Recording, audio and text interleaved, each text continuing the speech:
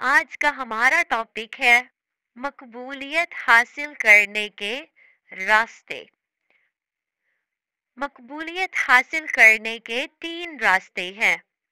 पहला रास्ता, नबी अलैहिस्सलातु वस्सलाम दुनिया में तशरीफ लाए तो इलाके के अंदर कसम पुरसी का हाल था।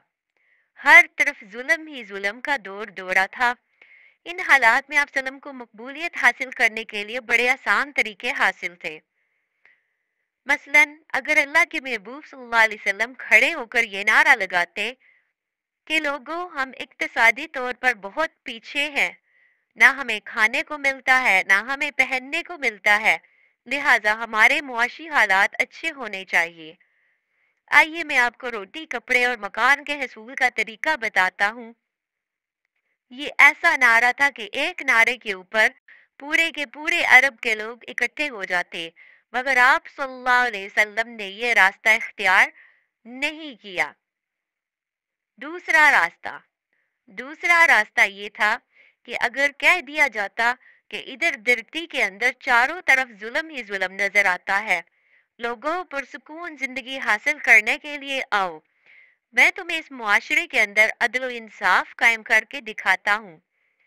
तो जो लोग जुल्म से तंग आ चुके थे वो आप सल्लल्लाहु अलैहि वसल्लम की आवाज पर आपके गिर्द जमा हो जाते, मगर नबी अकरम सल्लल्लाहु अलैहि वसल्लम ने ये आसान रास्ता भी इख्तियार नहीं फरमाया।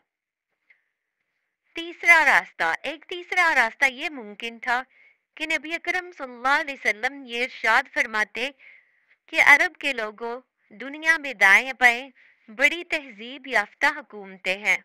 आओ हम एक जुबान बोलने वाले हैं, हम जुनी हम जुबान की बुनियाद पर एक हो जाएं। इस तरह दुनिया के अंदर कैसरो कसरा के मानिद अरबों की भी एक बड़ी हुकूमत हो। ये एक ऐसा लिसानी नारा था जिसको सुनकर अरब के सब लोग एक झंडे के नीचे जमा हो जाते, मगर अल्लाह के महबूब सल्लल्लाहु अलैहि वसल्लम ने इस आसान रास्ते को भी इख्तियार नहीं फरमाया, बल्कि आप सल्लल्लाहु अलैहि वसल्लम ने उस रास्ते का इंतखाब किया जो सबसे ज्यादा दुश्वार गुजरा था।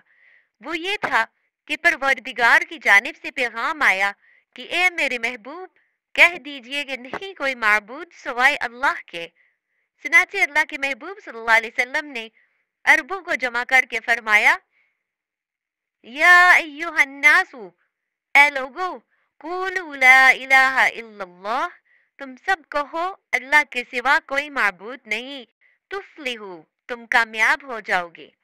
आप सल्लल्लाहु अलैहि वसल्लम का कहना ही था कि पूरे अरब के लोग आप सल्लल्लाहु अलैहि वसल्लम के मुखालिफ बन गए, मगर आपने जबले इस्तिकामत बनकर मुशक्कतें उठाई, दुनिया से शिर्क और बुत परस्ती का नामो निशान मिटा दिया। तंगियों से गुजरने के बाद इंसान को आसानियां मिलती हैं। अल्लाह के महबूब सल्लल्लाहु अलैहि वसल्लम ने कुर्बानियां दी, इंसानियत पर ऐसा एहसान किया कि जब आप सल्लल्लाहु अलैहि वसल्लम मक्का में फातिहाना दाखिल हुए तो वही लोग जो मुशरिक थे अब एक अल्लाह की फरमाबरदारी करने पर तैयार हो चुके थे। चुनाचे फतह मक्का के वक्त लोग फौज दर फौज इस्लाम में दाखिल हुए। इसके अलावा आप सल्लल्लाहु अलैहि वसल्लम